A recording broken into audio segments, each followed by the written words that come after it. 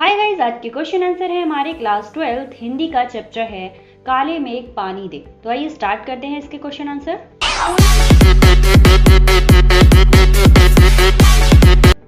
Question number first है हमारा, लोगों ने लड़कों की टोली की मेढक मंडली नाम किस आधार पर दिया था एंड यह टोली अपने आप को इंद्रसेना कहकर क्यों बुलाती थी। तो इसका आंसर है, गांव के कुछ लोग लड़कों के नंगे शरीर, उछल कूद, शोर शराबे और उनके कारण गली में होने वाले कीचड़ से चिढ़ जाते थे। वे इसे अंधविश्वास मानते थे, इसी कारण वे लड़कों की टोली को मेढक मंडली कहते थे। यह टोली स्वयं को इंद्रसेना कहकर बुलाती थी। ये बच्चे इकट्ठे होकर इंद्र भगवान की पूजा करते थे ताकि वो वर्षा करें, ठीक है, वर्षा की गुहार लगाया करते थे। बच्चों का मानना था कि वे इंद्र की सेना के सैनिक हैं तथा उसी के लिए लोगों से पानी मांगते हैं ताकि इंद्र बादलों के रूप में बरसकर सबको पानी दें। इसके बाद आता है नेक्स्ट क्वेश्चन, जीजी ने इंद्र सेना पर पानी फेंके जाने को किस तरह सही ठहराया। तो इंद्र सेना पर जब पानी फेंका जाता है उस चीज को सही कैसे ठहराया, आइए देखते हैं आंसर। यद्यपि लेखक बच्चों की टोली पर पानी फेंके जाने के विरोध में थे, ठीक है, विरुद्ध थे, लेकिन उनकी जीजी यानी जो उनकी सिस्टर थी इस बात को सही मानती थी। वह कहती थी कि यह अंधविश्वास नहीं है, यदि हम इस सेना को पानी नहीं देंगे तो इंद्र हमें कैसे पानी देगा, अर्थात वर्षा करेगा। यदि परमात्मा से कुछ लेना है तो उससे पहले उसे कुछ देना सीखो, तभी परमात्मा खुश होकर मनुष्य की इच्छाएं पूरी करता है।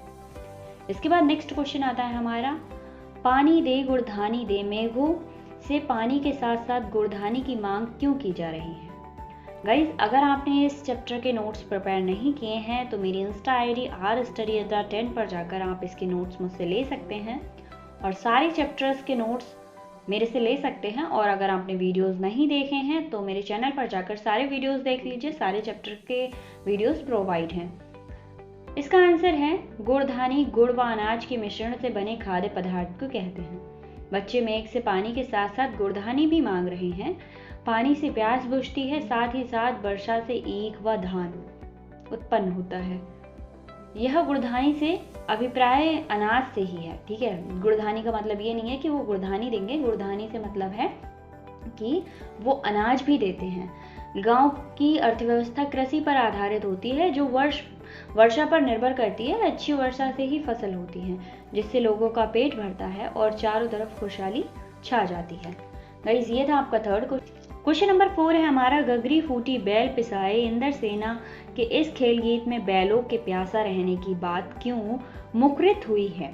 तो इसका आंसर है, इस खेल गीत में बैलों के प्यासा रहने की बात इसलिए मुखरित हुई है कि एक तो वर्षा नहीं हो रही, दूसरे जो थोड़ा पानी गगरी में था भी या फिर घड़े में बचा हुआ था वह भी घड़ा टूटने से गिर गया। अब घड़े में कुछ पानी नहीं बचा है, इसलिए बैल प्यासे रह गए। बैल तभी खेत जोत पाएंगे जब उनकी प्यास बुझेगी। हे मेघ, इसीलिए पानी बरसा ताकि बैलों और धरती दोनों की प्यास बुझ जाए, चारों तरफ खुशी छा जाए।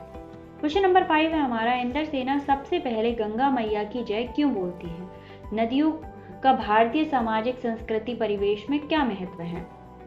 तो ये क्वेश्चन का आंसर क्या है, वर्षा न होने पर इंद्र सेना सबसे पहले गंगा मैया की जय बोलती है। इसका कारण यह है कि भारतीय मानस जो होते हैं में गंगा नदी को विशेष मान सम्मान प्राप्त है। हर शुभ कार्य में गंगा जल का प्रयोग किया जाता है, उसे मां का दर्जा मिलता है। भारत में सामाजिक व सांस्कृतिक परिवेशों में नदियों का बहुत महत्व है। देश के लगभग सभी प्रमुख बड़े नगर नदियों के किनारे बसे हुए हैं। इन्हीं के किनारे सभ्यता का विकास हुआ है। अधिकतर धार्मिक व सांस्कृतिक केंद्र भी नदी तट पर ही विकसित हैं। हरिद्वार, ऋषिकेश, काशी, बनारस, आगरा आदि शहर नदियों के तट पर बसे हुए हैं। धर्म से भी नदी का प्रत्यक्ष संबंध रहता है।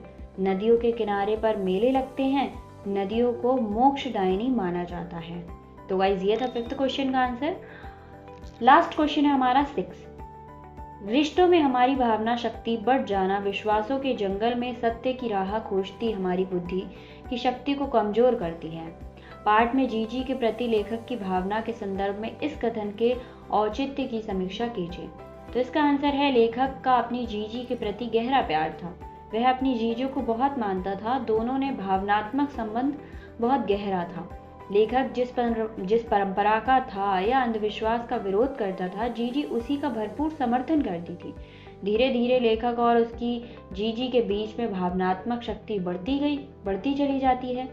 लेखक का विश्वास डगमगाने लगता है। वह कहता है कि मेरे विश्वास का किला ढहने लगा है। उसकी जीजी लेखक की बुद्धि शक्ति को भावनात्मक रिश्तों से कमजोर कर देती है, इसलिए लेखक चाहकर भी किसी बात का विरोध नहीं कर पाता। यद्यपि वह विरोध जताने का प्रयास करता है, लेकिन अंत में उसे जीजी के आगे समर्पण करना पड़ जाता है, मतलब झुकना पड़ जाता है। तो गाइज ये थे इस चैप्टर के 6 क्वेश्चन। आई होप आपकी समझ आए होंगे। अगर आपके फ्रेंड्स को ज़रूरत है तो वीडियो शेयर ज़रूर करिएगा।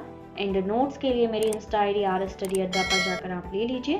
Thank you so much. मिलते हैं नेक्स्ट चैप्टर के वीडियो के साथ।